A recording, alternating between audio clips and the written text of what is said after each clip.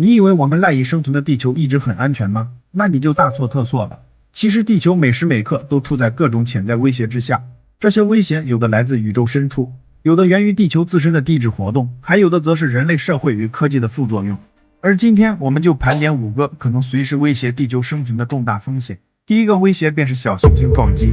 地球历史上已经发生过多次大型撞击事件，其中最著名的是约6600万年前的恐龙灭绝事件。当时一颗直径约10公里的小行星撞击现今的墨西哥尤卡坦半岛，引发全球气候骤变和生态灾难，导致绝大部分恐龙灭绝。现代天文学家通过巡天望远镜和空间探测器，已经发现了成千上万颗近地天体，其中一些直径超过1公里，足以引发全球性灾难。虽然大规模撞击的概率相对低，但一旦发生，其破坏力将远超任何自然灾害或核战争。全球粮食供应、气候稳定，甚至人类文明都可能被彻底颠覆。第二个威胁来自地球自身的地质活动，尤其是超级火山喷发。火山的喷发虽然在日常生活中可能只是局部灾害，但超级火山的爆发则足以改变整个地球的生态系统。以黄石超级火山为例，如果它再次爆发，火山灰将覆盖北美大片地区。进入大气层的火山灰和二氧化硫可能导致全球气温骤降、农业系统瘫痪、全球粮食短缺，甚至可能引发大规模社会动荡和人口减少。地球历史上多次大灭绝事件与超级火山活动有密切关系。例如，约2.5亿年前的二叠纪末期灭绝就与连续的火山喷发和全球气候异常相关。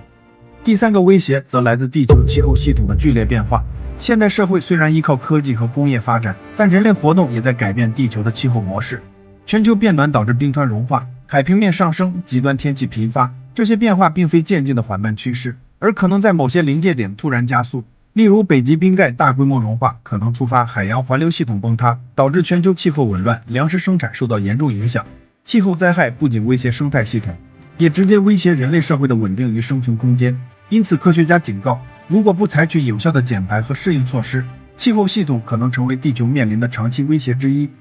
第四个威胁是核战争或大规模人类社会自毁行为。自人类研发核武器以来，我们就意识到其毁灭性，一颗核弹足以摧毁一座城市。核战争不仅会直接造成数千万甚至上亿人的死亡，其辐射污染和核冬天效应可能导致全球农作物欠收、生态系统崩溃和社会秩序瓦解。除了核战争之外，生物工程失控、超级病毒扩散等人为灾难，同样可能成为地球面临的潜在威胁。人类社会的行为有时候比自然灾害更难以预测和控制。第五个威胁来自太阳和宇宙空间。太阳不仅是地球生命的能源，它的不稳定性也可能成为威胁。极端的太阳风暴或超强太阳耀斑能够破坏地球的电网、通信系统和卫星网络，甚至导致全球性能源中断。如果再加上宇宙射线增强，可能对生命健康造成长远影响。更远的威胁还包括伽马射线暴或超新星爆发。这类天体事件虽然发生概率低，但一旦发生，地球大气层可能被破坏，生物生存条件遭到严重威胁。换句话说，即便人类掌握了先进科技，也难以完全抵御来自宇宙深处的巨大力量。